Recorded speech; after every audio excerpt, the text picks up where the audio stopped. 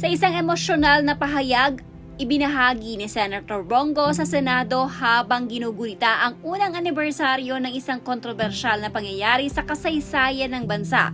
Ang araw kung kailan dinala sa ibang bansa ang dating Pangulong Rodrigo Duterte upang harapin ang mga kasong inisinampa laban sa kanya. Sa kanyang privilege speech, sinabi ni Go na ang March 11 ay isa sa mga araw na hindi madaling makakalimutan ng maraming Pilipino. Ayon sa kanya, ito ang araw na puno ng emosyon kung saan maraming mamamayan ang nakaramdam ng lungkot at pagkabigla habang nasasaksihan ng mga pangyayari. Ayon kay Go, para sa marami hindi lamang ito isang isyong politikal o balitang dumaan lamang sa telebisyon. Bagkos, isa raw itong sandali na nagpapaalala sa kasaysayan at nagbukas na mga tanong tungkol sa soberanya, hustisya at dignidad ng mga Pilipino. Binigyan din ng senador na si Duterte ay isang leader na nagmula sa simpleng pamumuhay sa Davao City at kalaunan ay pinagkatiwalaan ng milyong-milyong Pilipino upang pamunuan ang bansa.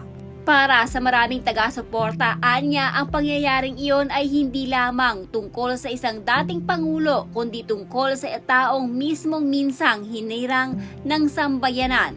Sa kanyang talumpati, sinabi rin ni Go na mahalagang pagnilayan ng bansa ang mas malalim na prinsipyo na lampas sa politika.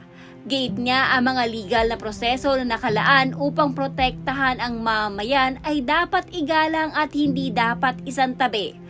Ayon pa sa senador, kung ang isang dating pangulo ng bansa ay maaaring humarap sa ganitong sitwasyon, mas lalo raw dapat pag-isipan kung paano mapoprotektahan ang karapatan ng bawat Pilipino, lalo na ang mga ordinaryong mamamayan. Bukod dito, ibinahagi rin ni Go ang kalagayan ng kalusugan ng dating Pangulo. Anya, si Duterte ay magdiriwang na kanyang ika-81st birthday sa March 28 at kasalukuyang nakararanas na ng hirap sa paglalakad at iba pang pang-araw-araw na gawain. Dahil dito, sinabi ni Go na masakit para sa kanya na makita ang dating Pangulo na anyay naglingkod sa bansa sa loob ng maraming taon na ngayon ay naharap sa mga pagsubok sa ibang bansa. Sa gitna ng lahat ng ito, nananawagan ang senador na pagkakaisa sa mga Pilipino. Ayon sa kanya, sa panahon na puno ng tensyon at iba't ibang opinyon sa politika, mahalagang manatiling nagkakaisa ang bansa bilang isang sambayanan. Dagdag pa niya, anuman ang maging paghusga ng kasaysayan, hindi maikakaila na si Rodrigo Duterte ay naging isang mahalagang bahagi ng buhay ng maraming Pilipino. Sa pagtatapos ng kanyang statement, hiniling ni Senator Bongo sa publiko ang panalangin para sa kalusugan, kaligtasan at kapakanan ng dating Pangulo habang hinaharap nito ang mga hamon sa kasalukuyan. Allow me to deliver a manifestation. Actually, it's not a interpellation. To deliver a manifestation, the gentleman is recognized. Mr. President, members of this August Chamber, I rise to today to mark a date for many Filipinos will never be forgotten. Nagkataon rin po ngayong araw na ito, exactly March 11.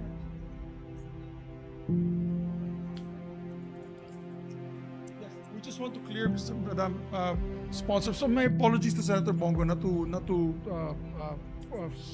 how you say disturb his manifestation, but maybe it might be proper to suspend consideration first of the measure, and then he could proceed with his manifestation. His manifestation is like a privilege speech, I believe. So it's not. Is it a privilege speech? No, it's related also to the topic being discussed. On 107. Okay, we can proceed, Madam President. My apologies. He can be part of the records of this particular discussion on resolution number 207. My apologies. My apologies. You may go. Please proceed, Senator Go. Go. Thank you, Madam President. Members of this August Chamber, I rise today to mark a date that for many Filipinos will never be forgotten. Nagkataon rin po, exactly today, 1 year na po, no? March 11, 2025. Last year, on this very same day, was one of the saddest days in our history. It was a day when emotions ran high across our country a day when millions watched in disbelief as former President Rodrigo Duterte was taken and brought in The Hague. Nakakalungkot po na alalahanin ang mga nangyari sa ating mahal na dating Pangulong Rodrigo Duterte na nagsakripisyo at ibinigay ang lahat ng kanyang makakaya ayon sa batas, bunsod ng kanyang labis na pagmamahal sa ating mga kababayan, lalo na sa mga mahirap at ordinaryong Pilipino. Mr. President, for many of us, it was more than a headline. It was more than a political issue. It was a moment that stirred memories and deep questions about our history as Filipinos.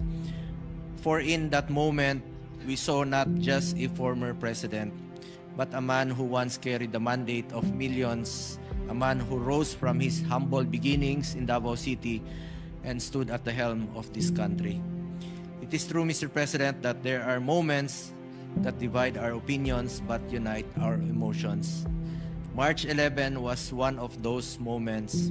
Across homes, communities, and provinces, countless Filipino witnessed how someone they once entrusted with the highest office of the land was made to face prosecution and judgment far from his real home. Akalain ninyo, Mr. President, isang taon na pala ang lumipas. Ngunit parang kahapon lamang nangyari ang lahat sapagkat ngayong araw na to,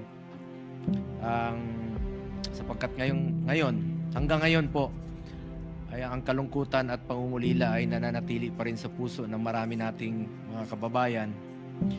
1 year has passed, yet the emotions remain as vivid as ever.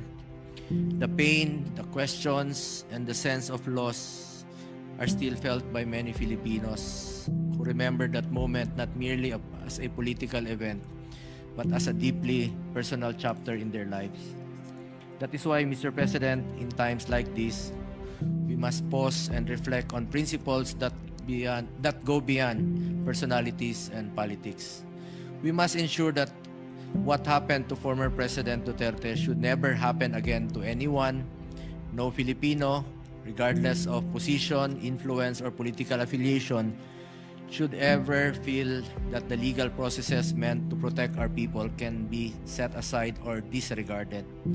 Siguraduhin natin na hindi na maulit sa kahit sino man ang pagsasantabi ng mga legal na proseso.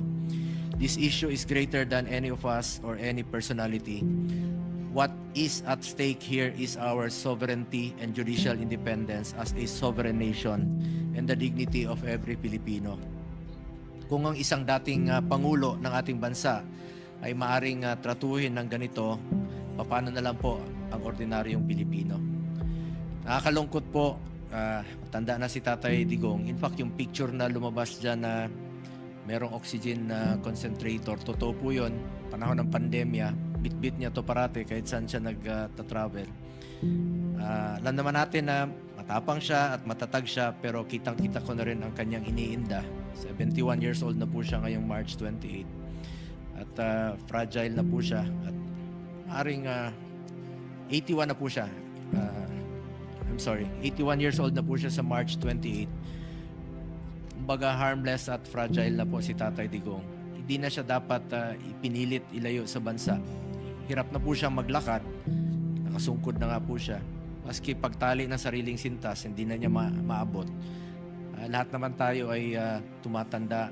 Lahat tayo ay may minamahal na lolo, lola at tatay at mga kaibigang may edad na. Dapat po ay alagaan na lang po sila rito. Ang sakit na makita na yung taong binigay ang lahat para sa atin ngayon ay mag-isa sa isang kwarto sa banyagang bansa. Sana muling magkaisa ang mga Pilipino. Sana matuldukan na ang pagkawatak-watak nating mga Pilipino. Imbis na umunlad, bigla tayong umurong. OFWs nga, pinapauwi natin. Noong panahon ni dating Pangulong Duterte, yung iba nagre-raise po ng funds para pambigay po doon sa blood money, no?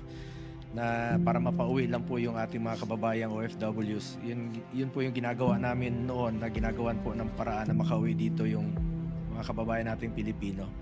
Pero baliktad po ang nangyari kay Tatay Digong. Bakit natin isinuko ang sariling nating lahi? Pilipino rin po si Tatay Digong. Hindi dapat siya pinamimigay sa dayuhan. Mr. President, ang bawat Pilipino, mataas o mababa man ang katayuan sa buhay, saan man sa mundo, dapat may gobyernong masasandalan na hindi siya pababayaan. Former president man o hindi, karapatan yan, lalo na po pagdating sa kanyang kalusugan, kaligtasan at buhay. Mr. President, the world today is full of wars, bombings, and mass killings. Walang kasiguraduhan ang bukas para sa lahat. We will never know what will happen tomorrow, and in times like this, let us take it as a call for Filipinos to come together. Let us stand as one, no matter our status, our color, or our political beliefs. Siguraduhin natin na ang bawat Pilipino, anuman ang kanyang estado, kulay at paniniwala, o kinabibilangan sa politika, ay protektado at nirerespeto po ng Estado. And today, wherever history ultimately places our former President Duterte, one thing remains undeniable. He became a defining figure in the lives of millions of Filipinos. Finally, Mr. President, I humbly ask for everyone's prayers for former President Rodrigo Duterte, prayers for his health, his safety, and his well-being. May he be protected, guided, and keep strong as he faces the days ahead. Maraming salamat po, Mr. President.